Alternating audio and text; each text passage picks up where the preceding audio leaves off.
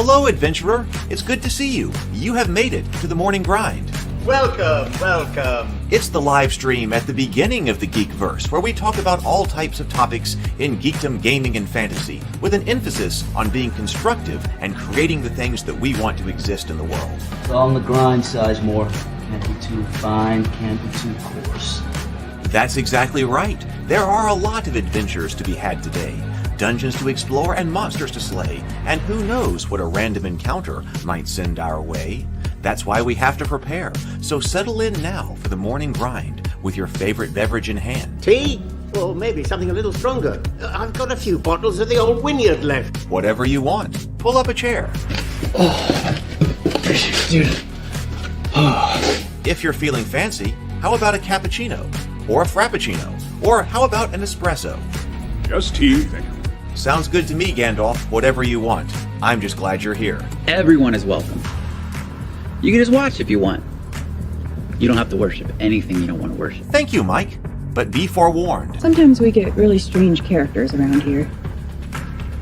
Wait, what's that you say? Why can't you come and be a part of the stream? My wife would disown me. Oh no, I bet she'll be fine with it. Come on in. Am I scared for my safety?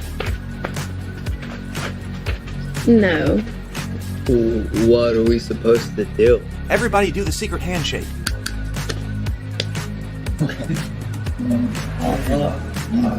Secret cultist handshake. Oh, now do wizards who love each other.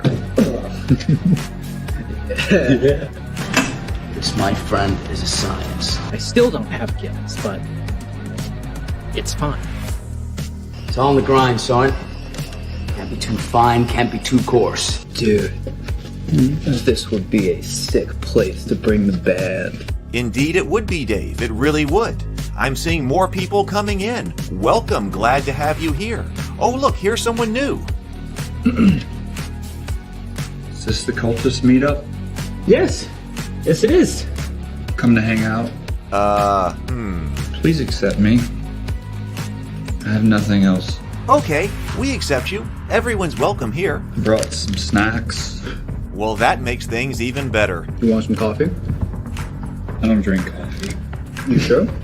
It's cultist coffee. What makes it cultist coffee? I'm a cultist and I'm drinking it. Oh. Then I'll have some. What exactly is going on here? I'm seeing more people coming in. Welcome. It's so great to have you. Oh, and look, here comes another stranger. Can we help you? Yes, fellow cultists. I could really use some food. Oh yeah? Welcome. We have donuts. Oh, it's me. I'm glad I'm here.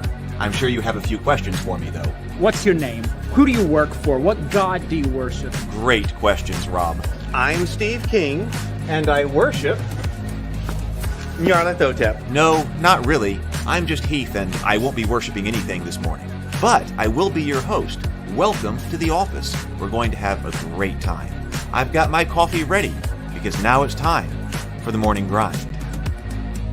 If you could become a fish, that would be amazing. Then I could command you with my mental fish powers. Hello, everyone. Good morning. It is so great to see you. It has been a while. Good morning. Who all is here? I see Theo. Hello. And Matt and BGD. Welcome back. I'm glad you're here. Man, the last few days have been absolutely incredible. I have had such a great time. I've been on the road. I went to see Neutral Zone Studios, which is where we have where they have a replica set of the 1966 USS Enterprise Constitution class set up. I posted some shorts while I was there on the YouTube channel, and then also posted them as reels on my Instagram channel. Did anybody see those? It was absolutely incredible. That was one of the greatest trips that I have ever taken. It was absolutely amazing. If you are into Star Trek at all, then it is an amazing place to go. To me, it's like a real treasure in the entire sci-fi universe, realm of sci-fi, because, of course, Star Trek was not the first science fiction, but the 1966 Star Trek is such a landmark in science fiction, and, of course, everything Star Trek is now, even though arguably it's mismanaged, it's amazing. So I did take other video while I was there other than the shorts. If you want to check out the shorts, check out that on the YouTube channel. Like if you go to my YouTube channel, I noticed they organize shorts now under a different tab. And then also on my Instagram, you can see them as reels. But I did take other video while I was there, but I haven't been able to edit them together yet. I'm hoping to work on that this afternoon. Not only did I had a family Christmas party for lunch that was Saturday. Yeah, so I did the morning grind on Saturday. Then I immediately went to Christmas lunch. Then I got in the car and drove 8 hours to get to Neutral Zone Studios, stayed overnight in a motel, woke up, got to Neutral Zone, stayed there for about 6 days, 6 hours, got to have lunch with the guy who owns the place. Actually, I really want to do a fan shoot there. I really want to do one. So I was getting information on that. No time schedule for that, but man, I really would love to shoot there. So saw all that for about 6 hours, then got in the car, drove 6 hours home, then woke up the next morning and went to an escape room because I do Christmas experiences, Christmas as experiences for the family when I can. So I took my family to an escape room, and then immediately after that had an amazing Christmas party that night with my family, and then woke up and then was just basically chilling yesterday. So now it's time to kind of get back on schedule here. So I hope that you have had an amazing time. There's still a little bit of more my Christmas to go, but for me, that was basically a lot of it. Hopefully, you may have already had a bunch of Christmas. Hopefully that's going well, or Christmas may be coming up for you. It is about to get cold. It is about to get seriously cold here, and I'm not sure what to do about that. I might have to go to a hotel. My house really isn't equipped for that kind of cold, but I'm going to edit together the video from Neutral Zone Studios, and we'll watch it during the morning grind after I get it edited together. And of course, I'll also just post it to my main YouTube channel as well. And then I did talk to Megan and Brennan about going down there and shooting. And also Carol was there. Carol was our project manager when we were doing the cultists. So I was talking to them. They were very excited about that at the Christmas party. So I'm thinking about how to make things happen. It would be so cool to be able to do a Star Trek fan film. And I really want to do some starships with models. I love physical models. And that would be a great opportunity to experiment with how to do something with physical models. So that's what's been going on. It's been epic, but man, it has been exhausting, but completely worth it. Completely worth it. So today is also Wednesday. So ordinarily, according to our schedule, what we'll be doing is doing our world building Wednesdays, but I haven't had time to get all of the world building Wednesday stuff ready again because of the trip I was just on. So I was like, oh, what day am I sitting down on? It's Wednesday. So ordinarily, I want to be hitting world building Wednesdays and then the RPG design Tuesdays. But Christmas, holidays being what they are, we're doing something else today, but trying to get back on schedule. So today, what I've got here, this was sent to us by Free League Publishing. So this is one of the copies that one of the things they sent me in that box they sent me. And this is one that I wanted to take a look at for a while, actually, but I don't know anything about it. So I'm going to be looking here at Into the Odd, and I've just got it in physical copy. So I've got the auxiliary camera up to take a look at it. But it's a nice size book, very handy in-size book, a nice size book. So this is Rules and Writing by Chris McDowell, and then Graphic Design and Art by Johan Noor, and Into the Odd. It says on the back here, well, I tell you what, I'll just go ahead and bring up the auxiliary camera. Mike. There we go. Stuff out of the way. So, okay, so here is the back of the book, and it says, a rules-light, flavor-heavy role-playing game of industrial horror and cosmic strangeness. So it seems like something that might go on with maybe there's some Lovecraftian inspiration and things like that in here. Cosmic strangeness. Industrial horror sounds pretty cool. So we've got a kind of a new, different kind of setting here. And it says, Bastion is the only city that matters. In its industrial age, it sits in the smoke-shrouded hub of mankind, surrounded by a world of lurking horrors and cosmic interference. The underground spreads beneath our feet, and stars loom above. So that's kind of our flavor text to figure out what this is about. Has anyone played this one? I mean, it seems like it's been getting great reviews, right? Has anyone played this one or reviewed it or anything like that? Let me see if I can change the color of this light.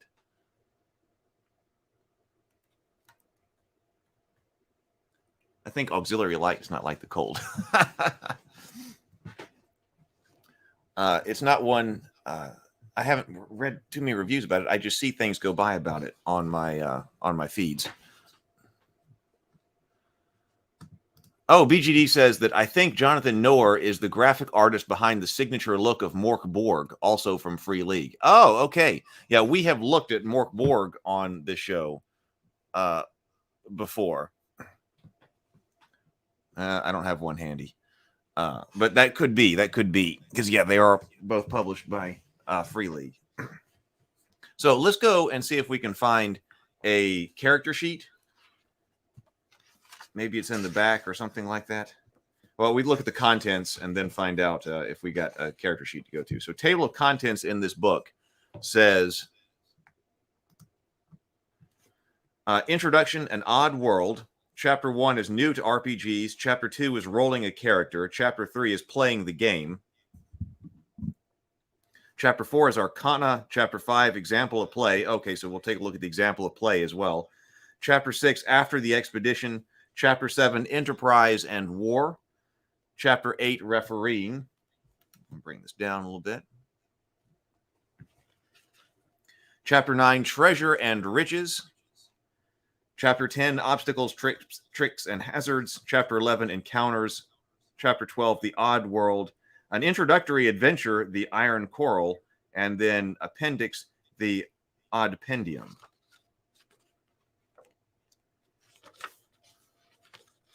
Let's see if under rolling a character, we might have a character sheet. I didn't see one. Let's see. Is this blue? That's the oddpendium. Let's see if in the introductory adventure there might be sample characters or something.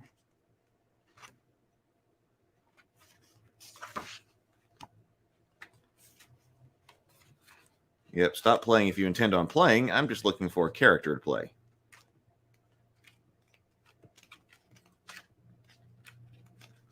Huh, okay, I'm not seeing a character. So we're going to have to skip that. But let's go to playing the game. Or I guess we should do the example first. And then I'm going to go to playing the game so we understand how to do this. It's the nose plays. That's right. Back to the grind. Yep. It was time. It was time. I had been missing it. But it's been a whirlwind. I don't even know how many days. What, 4 days or something like that? It's been a whirlwind 4 days. And Brianna and I also had another meeting about movie scripts. She was working on some pitch decks for her scripts. And man, they just look incredible. I'm looking forward to, there's nothing I can share about it, but man, she's a graphic artist. And so she has just been making some fantastic pitch decks for hers. So that also happened yesterday. Lots of meetings. Okay. Example of play. 3 player characters and they're hiring lighter boy or deep in the underground. Referee, you're faced with a set of tall wooden doors, 10 feet high and pretty sturdy. There's no sign of any traps, but you can see the door is barred from the other side. Toku, great. Is something alive in there? Ezekiel says, this could have been done centuries ago. What condition is the door in? Referee says, looks rotten in places. It's pretty old. Uhtred says, well, we didn't come this far to be beaten by a door. How about I hack through it? Referee, you'll make a lot of noise, but your axe should be able to get through it. Uhtred says, right, I chop away. Referee makes a luck roll, adding 4. This is high enough that nothing is alerted by the noise. You bust through the doors, which reveals a spectacular room, 30 feet high and equally wide. Its walls are an intricate mosaic, but the tiles are constantly shifting color. Wave patterns wash across the walls, and in the center of the floor is a 6-foot wide shaft.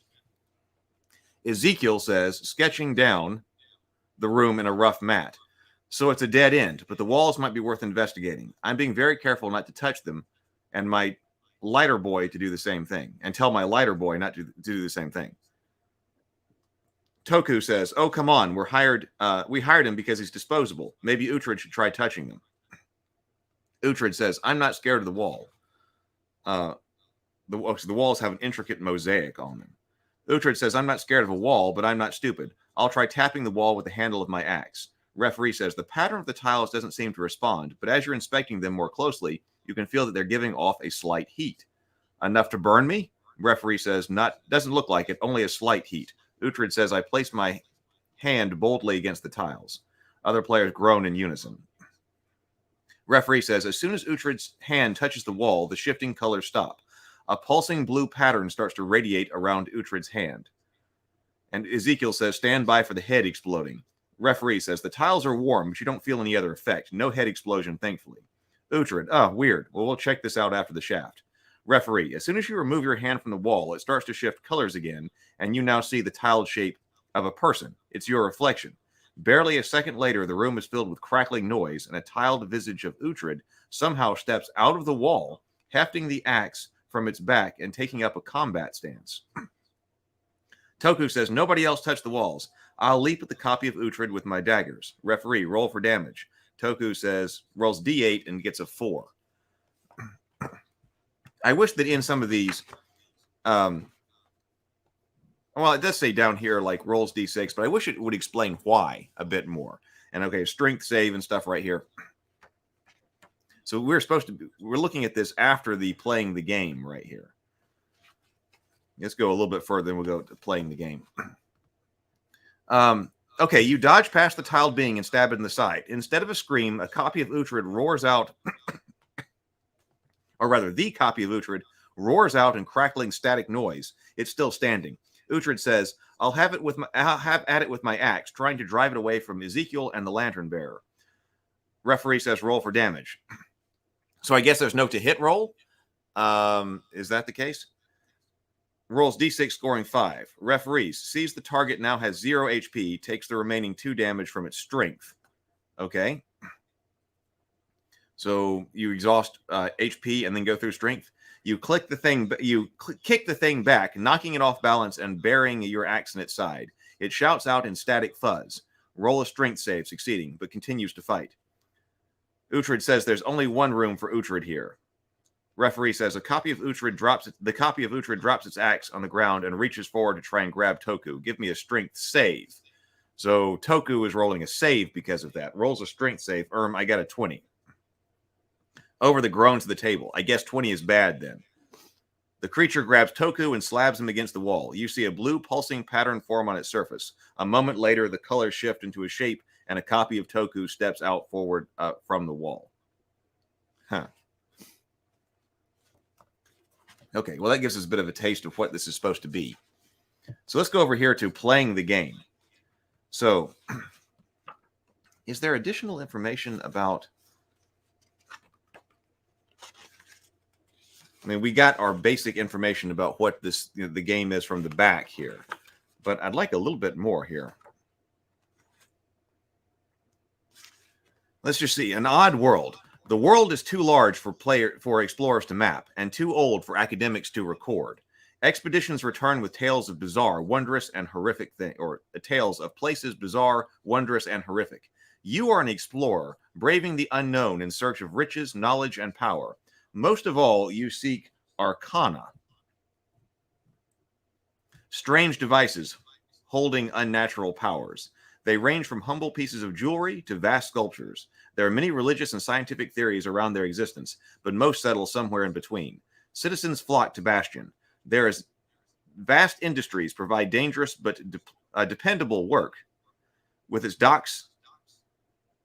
And okay, so citizens flock to Bastion. That's the city, right? Its vast industries provide dangerous but dependable work, and its docks send guns, chemicals, and newspapers to distant neighbors. Beneath the city, the underground stretches just as far. Sewers twist into tunnels, hiding ancient caves and forgotten vaults. Fallen cities are adorned with statues of star beings. Cultists manifest their fervor into reality, and belligerent unions prepare for cosmic invasion.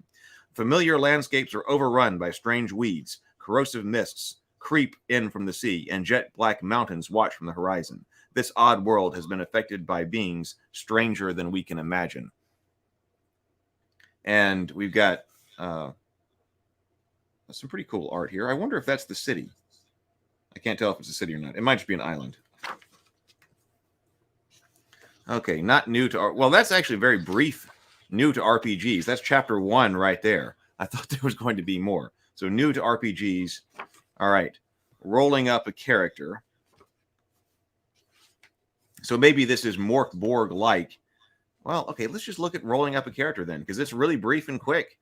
Rolling up a character. Roll 3d6 for each ability score in order. 10 is the average. So I guess this is Mork Borg-like.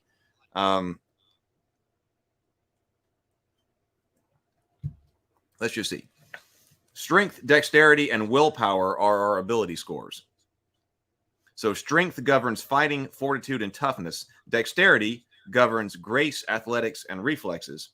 Willpower governs confidence, discipline, and charisma. So characters start with D6 HP, but okay, hit points this time is hit protection.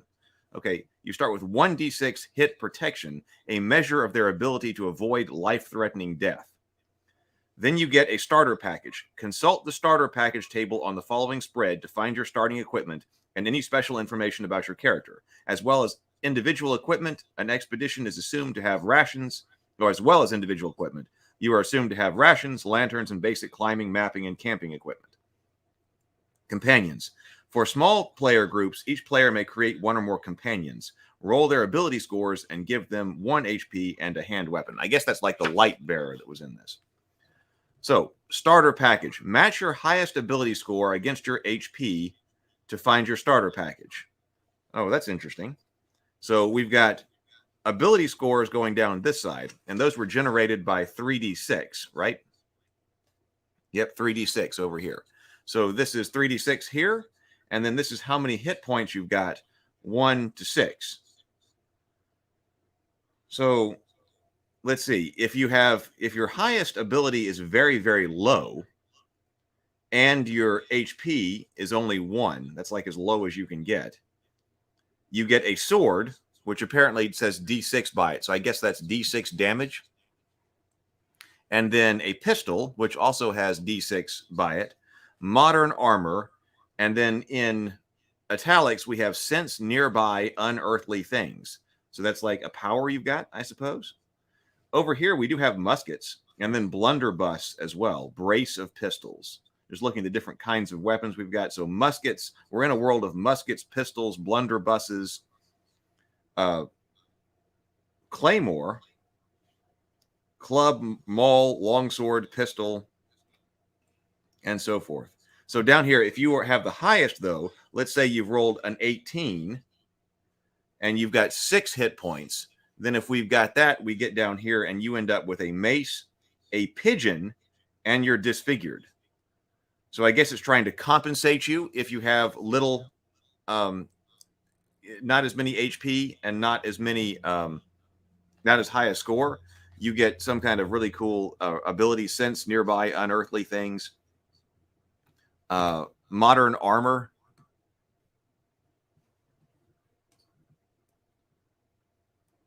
Modern armor and a pistol.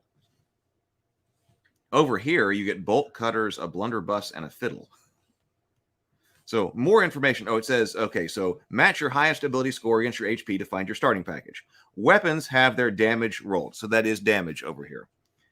And those marked with a B are bulky. So which one is marked with a B? Oh, like the maul. The maul is bulky. So is the harpoon gun. And so is the brace of pistols. More information can be found in the equipment list. Arcana are rolled randomly. See page 20. If 2 characters would have the same equipment, the second character takes their starting package from the column to the left or right if this is not possible. Okay, so nobody would have the same equipment. So we're getting spread out here. So here is our equipment list. 10 pennies make a shilling. So a penny is marked by P, a shilling is S, 100 shillings make a guilder, which is G. So here's our equipment for unarmed attack, crude weapon, lots of D6 damage, it looked like from the other page. D8 damage, though, we can't, like musket, noble weapon, finely made saber, dueling pistol, rapier, etc. D8, heavy gun. We do have a shield as well. Modern armor gives us armor 1. I guess we'll find out what armor 1 is. Crude armor also gives armor 1. Flashbangs, fire oil, bomb, poison, ether, acid, antitoxin, tools, luxuries, the amount board costs. Here, bird, we had got a parrot on one of them, didn't we? So here's parrot or raven for bird. No, I think we had pigeon. So that's not listed here. Hirings. Okay, so here is lighter boy. Cost per day, D6 HP and ability scores 10 unless noted. So the lighter boy costs 1 shilling per day, and he has a strength of 2d6, a lantern, and a club. A mercenary is costing 5 shillings per day, so that he's got 2d6 HP, so he's beefy. A musket and a sword, and then an expert has a pistol and is an expert in a specific area.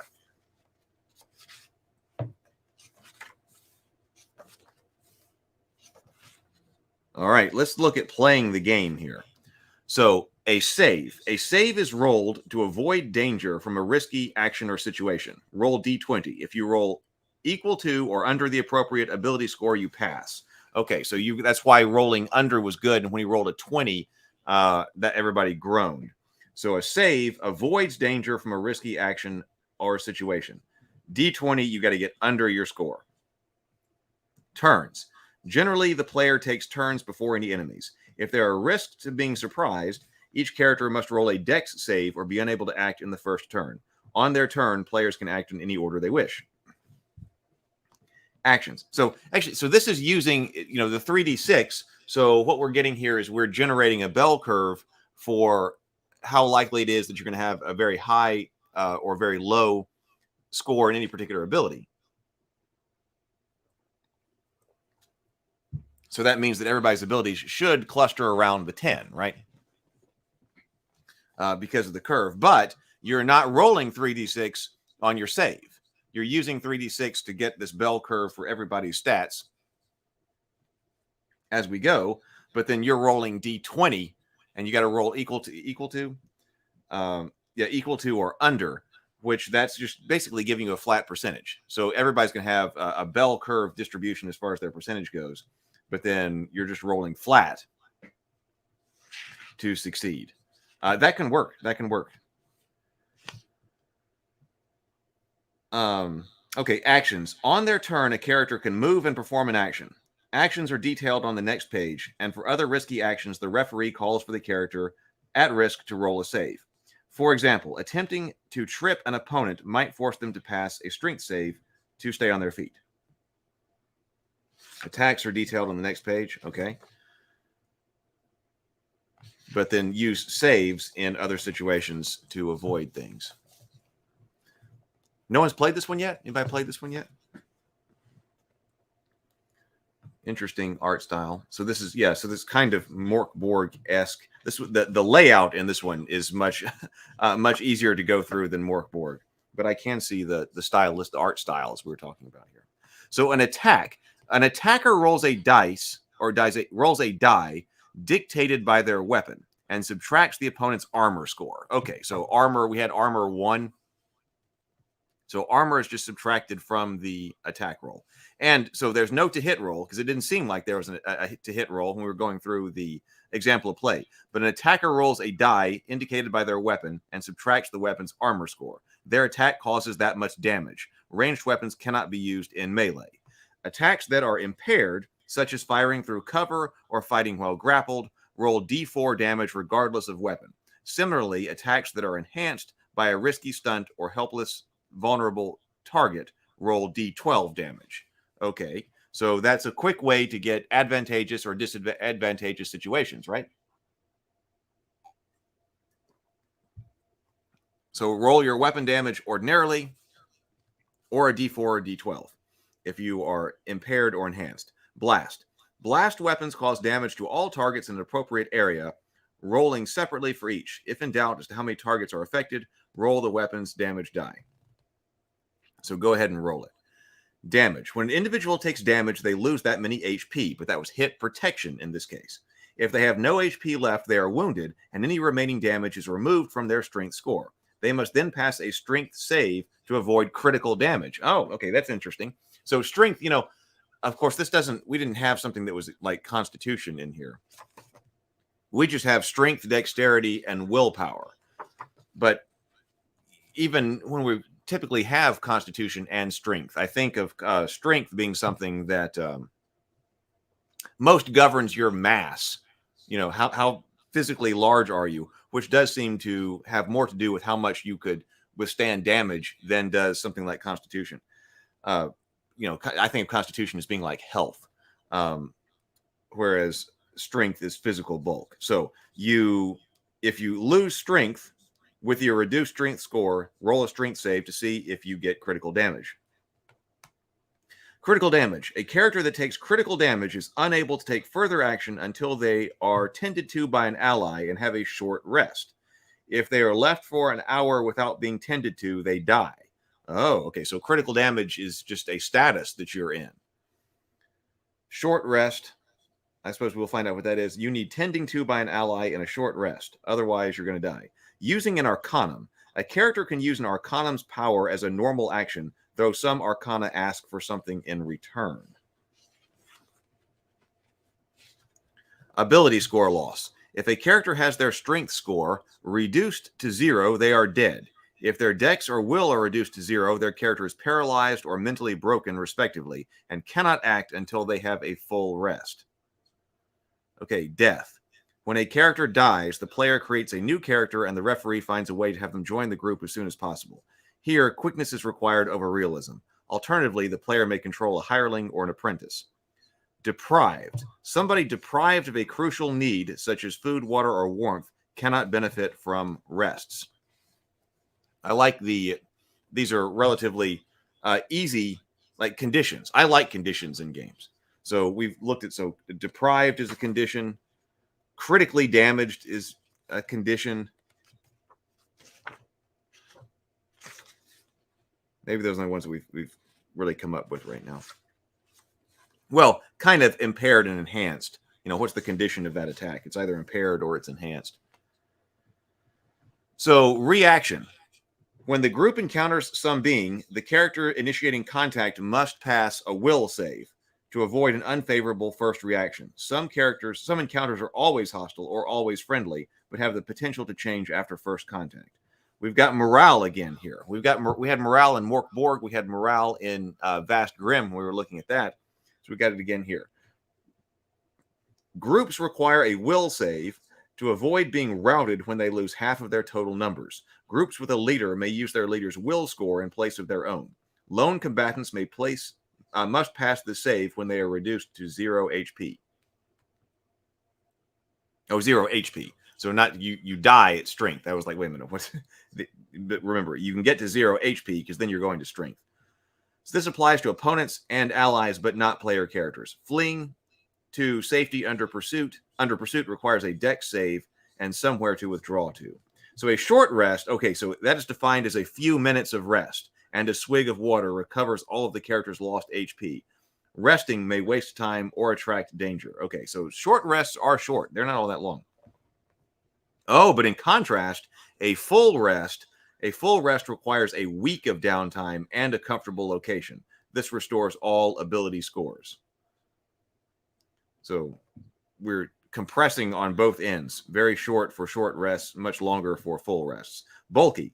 Items marked as bulky generally require 2 hands or significant storage to carry. Bulky weapons require 2 hands to wield.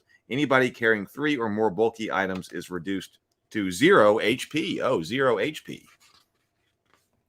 That's an interesting way to handle it. I guess because your hit, that's your hit protection and hit avoidance. So I suppose that if you're bulky, you're not able to dodge as effectively. So hits are coming right off your strength. Okay, well, let's see what this Arcana is here. Arcana is powers you cannot understand. Arcana are the most highly sought-after items in the world. Characters are open about Arcana characters that are open about the arcana they carry are targeted by collectors and charlatans. If a character's starting package contains an arcanum, roll D66 to see which one they get. So I didn't see some of those. Let's go over here to starting package. Oh, look, that one does say arcanum. That one says arcanum. That one says arcanum. Okay, so there are some of these on here that say that you're starting one of these. So if you roll that, then you need to, or if you have that as a result of your ability scores, you need to roll. We should totally roll here. So we're rolling D66.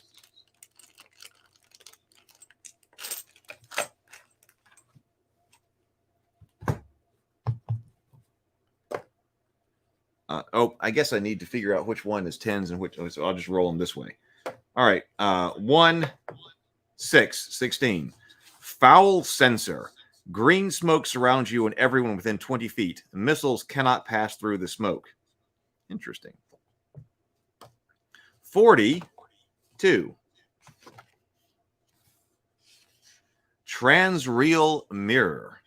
A perfect duplicate of you is formed. It acts independently and just like the original. It cannot interact physically with anything. The double lasts until dismissed or a new double is created. 42. Oh, I just rolled that one. 64. False platter. Anybody viewing this platter sees an illusion of luxury that they are craving right now. 36. Frozen. Many phase key. A phase through a wall or floor with any. Phase through a wall or floor with any objects you are carrying. So that's it. So I guess these are lesser arcana. Is that, or does it just say arcana? It just says arcana. We do have this thing called greater arcana here.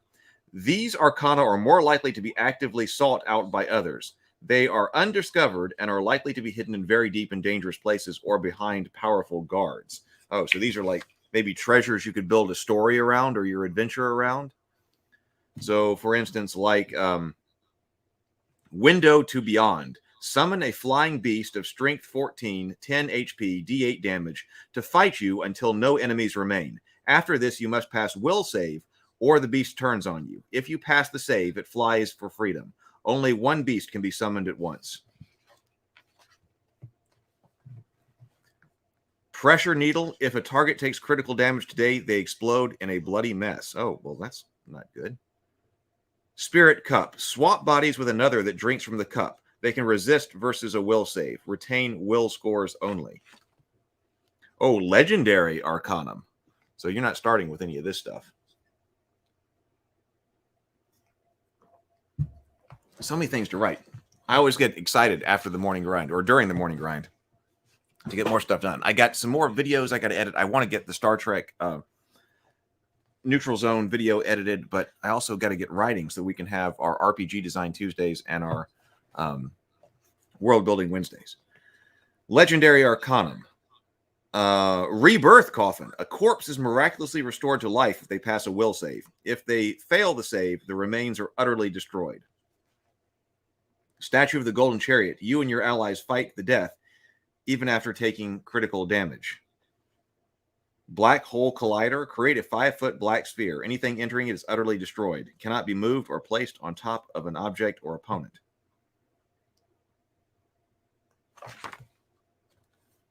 Okay, so we were on example of play.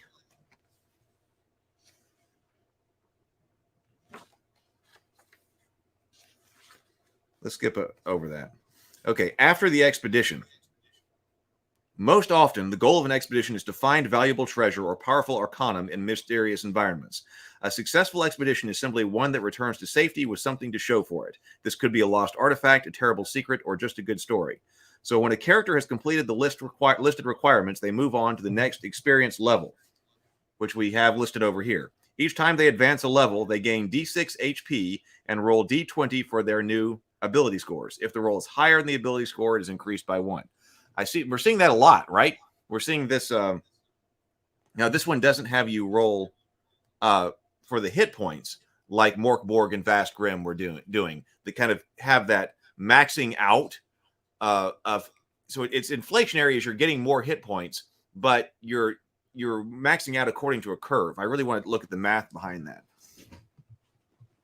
This also makes me want to put together one of these kind of light and fast RPGs, but I kind of want to do it with the rule set that the action resolution system that I've been working on. But I was talking to Brianna about another idea for a story. Of course, the main worlds are Rabavania and Theophany I want to do, but she and I were wondering if we each need to develop 3 as far as scripts go.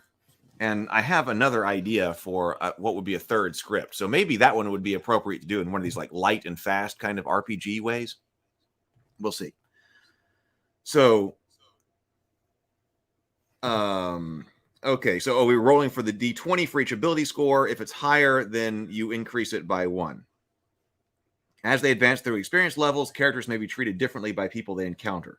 So a novice, that's what we were just were looking at when we were starting our character. Professional, you have survived at least 1 expedition. Oh, expert, so you don't get this every time you come out. Expert, you have survived at least 3 dangerous expeditions since reaching professional. Veteran, you got to survive 5 expeditions since reaching expert and have taken on an apprentice. Master, you have an apprentice of at least expert level. Oh, this is interesting. So you've got to get your apprentice to be an expert and have survived a dangerous expedition with them since reaching veteran level. Beyond, even upon reaching master level, a character may have greater ambitions. They could desire for a legacy, immortality, or cosmic transcendence. Interesting art here. What are we thinking? Interesting. We seem to be much lighter on the setting here. You know, it seemed like when we were getting into, especially when we got into Vast Grim has all of that setting kind of information that was built into it. That's just this crazy setting that Brian came up with. And I also kind of felt like Mork Borg had a lot more of that in here. So we're in it. So we are lighter on setting, it seems like, but the setting ideas are coming through, especially when you're looking through the Arcanum and stuff like that. And I bet it's going to come out even more here. This enterprise and war. Between expeditions, you can try your hand at a business enterprise or muster an organized military force. Detachments and enterprises cost 10 G. That was those guilders or something to establish. Detachments demand a further D6 G in order to keep up per month, or else they revolt. So income. New enterprises generate D4 G of income each month. They also face a threat that causes D4G losses until debt dealt with. If an enterprise cannot pay its debts, it collapses. Growth. If an enterprise makes profit, its income moves up to the next type of die to a maximum of D12. However, this larger die also applies to losses from threats.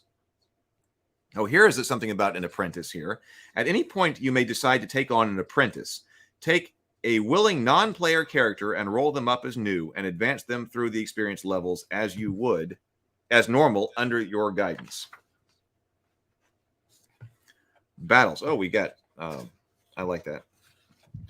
Battles. Detachments take attack against in battles. Okay, battles. Detachment attacks against individuals are enhanced.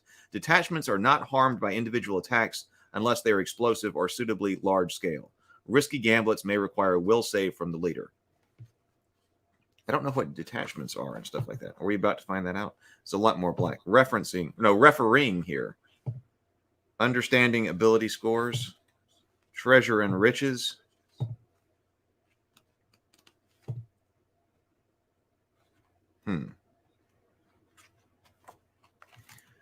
Okay, so casualties. When a detachment takes a critical damage, they are broken and cannot be rallied. At strength 0, the detachment is wiped out. When half of the force is broken and remaining detachments must pass a will save or be routed. HP and ability scores are recovered with short and long rest, just as with individuals. Improvements. Equipping a detachment costs 20 times the individual equipment item cost. Detachment starts with D6 HP and advance to experience levels just as individuals do. Ships and structures. These ignore attacks weaker than a cannon and are destroyed at 0 HP. Recovering HP takes a day of repairs. So this is sample leaders. Like sample leader, like the detachments, like our mercenary groups or something like that. Could be.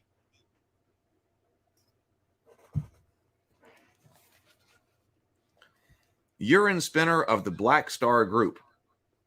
Sounds like mercenary captains. Queen Essa the 11th, deposed aristocrat. Driven to overthrow tyrants, getting rich in the process. Driven to preserve her bloodline and eat delicious creatures. So Urine here has revolutionary detachment, 7 HP with muskets, underground distillery to provide income, and also a smuggling ring that provides income. Whereas Queen Essa has got Royal Guard detachment, 10 HP, horses, modern armor, and axes, a footman detachment of 7 HP and halberds, reptile cult providing income, and a hidden vineyard providing income. So here are ships and structures. This is the refereeing. Maybe we skip over that. Luck rolls. Oh, we did have luck rolls. So saves only occur as the result of an action or a choice. They're an attempt to avoid something bad, be it getting lost or a gruesome death. Strength saves avoid harm through physical force and withstand strain on the body. Dex saves avoid harm through quick reactions, precision, and grace. Will save avoiding harm through mental control, confidence, and self-belief. So we've got luck rolls here. Sometimes you want an element of randomness without rolling a save, particularly in situations dictated by luck or those that fall outside of the 3 ability scores. For those situations, roll a d6. A high roll favors the players, and a low roll means bad luck for the players. We used to roll things like that all the time in AD&D. I feel like I haven't seen that quite as much once we've started going over to 5th edition, stuff like that. But it seems like high is good, low is bad. It seems like we rolled a lot of those when playing AD&D. And also, I remember asking the players, odds are even, or being asked, odds or evens, when the game master was rolling something that had to do with, basically luck. What kind of situation are we in? So damage from falling rocks, explosions, and other sources outside the normal combat range between D4 and D12. With D20, or D4 and D12, D20 should only be used in special cases. Consider how it would affect an average person. A fall that is quite likely to injure an inexperienced character might cause D8 damage, but a huge rock that might crush most might do D12. Poison usually causes ability score loss. Effects like blindness will impair attacks and call the saves to carry out unusually simple actions. Turn length. A turn is long enough for a character to move and carry out a single action. Characters may carry out other minor actions instead of moving, such as switching weapons. Okay. So we were looking at money before. All coins are valued against the standard silver shilling. We said that was the S. But we also have pennies and gold guilders. Banknotes used for large business transactions. Notes range from 10 to 1,000 guilders. Here are discovering Arcana. And so that seems like a major part of this, because the Arcana seem pretty cool. And it seems like your expeditions may be out to try to recover one of them. So identifying an Arcanum. When a character first picks up an Arcanum, they sense its nature, but not its specific power. They must pass a will save to understand its power before using it. Otherwise, the Arcanum is activated in the process. That could be bad if you just you had that one that was the collider, or the black hole that opens up. Breaking the rules. Not all Arcana function as those given to new characters. Arcana can do anything and are not subject to limitations.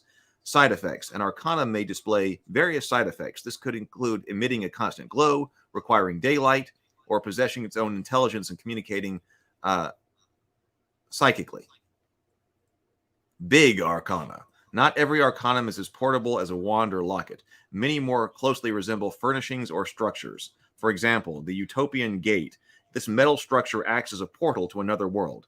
If someone spends an hour carrying out the required ritual, it takes an hour. Closing the portal requires will, save for the character, or the character loses D12 will, and the portal remains open.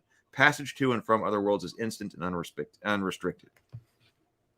Disposable Arcana. An Arcana may require something to be consumed. or might disappear entirely after one or more uses. For instance, the 5 demon ball. Shattering this orb summons 5 terrible firebirds. If all firebirds are killed, the ball reforms at the corpse of the last to be killed. Okay. Some Arcana function as weapons, such as the blue iron death gun. This heavy gun, D10 damage, cannot move and fire. Fires a beam of whistling blue light in place of a shot. This gun ignores armor, and anyone taking critical damage from the gun explodes into blue fire. Anyone caught in this blast must take D6 damage. Obstacles, tricks, and hazards. Spotting hazards, bypassing hazards, locked door. Locked doors can be picked given some time. A strength save is only, or a DX save is only required if there's a risk of triggering a trap. Wandering encounters. In populated areas, the referee rolls D6 each time the group moves into a new area, loiters, or makes a loud noise. A roll of 1 means the group encounters something. A roll of 2 means they hear something approaching or nearby. And 3 to 6 means there's no encounter. And we've got sample hazards here. Stupefying dart. Well, what is stupefying dart? This is a pipe visible at the base of the chest. I guess like a treasure chest. Triggering it by opening the chest without taking appropriate precautions. Broken darts litter the floor of this room. So a dex save loses D12 dex. Dex save or lose D12 dex. Containment pit. Traitor's circle. Encounters. Designing an encounter. Well, we got okay. Warning up on the screen here. Glad I'm still with you. Everybody, drive, monster, HP. Creatures can have up to 30 HP. Not just ability to absorb physical damage, but creatures of cunning and skill in avoiding harm. So we're just completely going by, what do hit points represent? We're not trying to make them represent anything particularly concrete, because this is hit protection. So it can be your ability to avoid harm, as well as like armor or something. Death, the same. Monsters can have Arcana. Colossal creatures treat giant beings unfazed by lone attackers as detachments. Armored humanoids or large beasts have armor 1. Large unarmored beasts and giant creatures have armor 2. Only the largest and toughest creatures have armor 3. Unusual creatures may cause certain attacks to be enhanced or impaired against them, or be outright immune. There doesn't seem like you have got a whole lot of things to try to manage, and which is good. I like that. So, how many hit points does the creature have? You know that your starting adventurer has D6, right? So I guess you base things off of that. And some adventurers will have armor 1. So armored humanoids are large beasts, armor 1. That's easy to determine. You've either got 1, 2, and very rarely 3. Attacks are generally D6. Some attack, of course, enhanced or impaired, that's like being resistant or particularly vulnerable to something. That's easy to adjudicate. Damage, ordinarily D6, if nothing else. Particularly deadly creatures bestow horrible effects when they cause critical damage. This ranges from ability score loss to a particularly horrible and impending death. Notes on ability scores. When assigning ability scores, 20 is the maximum. Oh, we got some example monsters here. Dust Hag, Strange Hunter, Colossal Shell Beast, Beckoning Shadow. And we're not worried about all of the art here. We've got the major set pieces of the art here. But I suppose in contrast to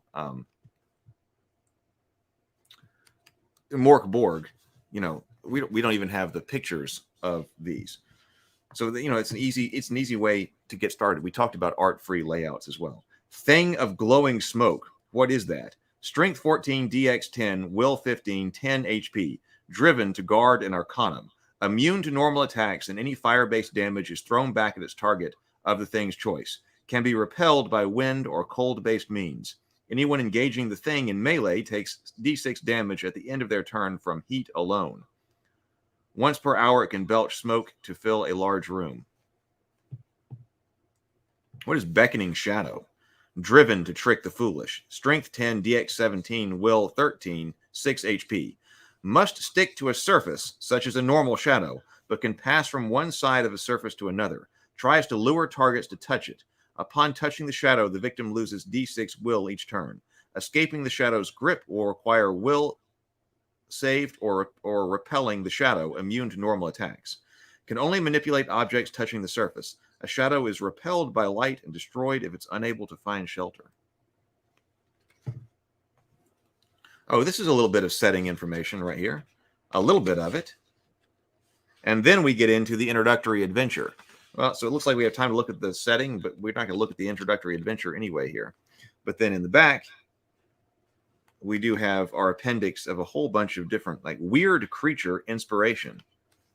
What's beyond the darkness? So, the odd world, the bastion, hub of mankind, the city. Oh, Bastion, that's the name of the city. Hub of mankind, the city. Bastion is the only city that matters. Its skies are black with smoke and its streets bustle with residents. Vast factories produce mass goods, fed by canals and rail from every corner of the world. Mobs flood the streets with hanged corpses in their search for otherworldly imposters. Meanwhile, the star cults have vastly different beliefs and agendas, rarely coexisting peacefully. Oh. The underground. Bastion sits on a network of tunnels and vaults that act as everything from banks and smuggling routes to catacombs and sewers. Vaults lie under the keys of secret councils. And new depths seem to materialize every day. The tunnels blend with natural caves rumored to house monstrous abominations, and darkness slowly crawls upward toward Bastion. Beyond Bastion, deep country. With so much of the populace driven to Bastion, stretches of the countryside have been completely abandoned. Those that choose a rural life are often fiercely dismissive of city dwellers. Beyond the mining towns and noble estates are ancient ruins and overgrown woods haunted by rumor.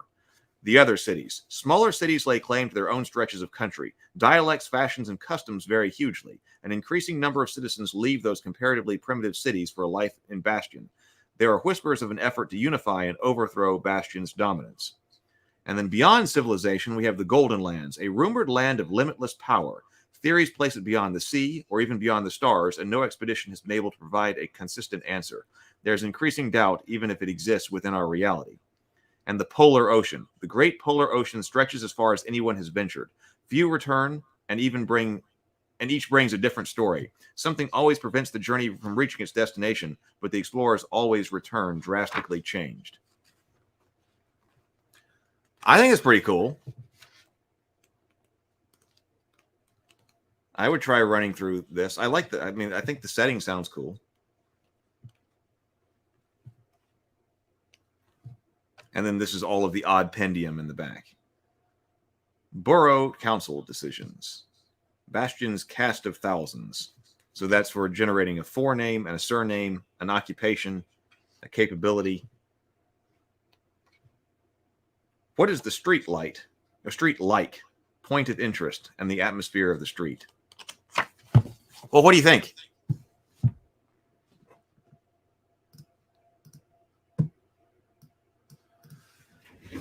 Again, I'm excited about it. Excited about these things from the perspective of trying to create something lightweight. There are other things on the docket, but it might happen. I know that Brian has had a tremendous amount of fun with it. He's had a tremendous amount of fun with it, and he created something really pretty cool with it. Well, I think we should basically wrap up today. I've got more video editing to do. I've got writing to do. I've got to get the house warmed up because it is cold here. It's going to be down. It's going to be below freezing even for highs here, which is really, really cold. I hope that everyone stays warm and everyone has a Merry Christmas, because I know the snowstorm is coming in. Blizzard's coming in. Has a very Merry Christmas as well. Maybe you've already had some Christmas activities, but if you haven't, I hope that yours coming up are fantastic and that you have a wonderful time with friends and family. I guess we're going to do Wednesday wind down, so I think that the wind down will make a reappearance tonight, because it's been a while since we've done a wind down. But the Wednesday wind down sounds about right. So let's try to get as much work done as we can. I'm going to, and then I will see you for the wind down tonight. Later, everybody.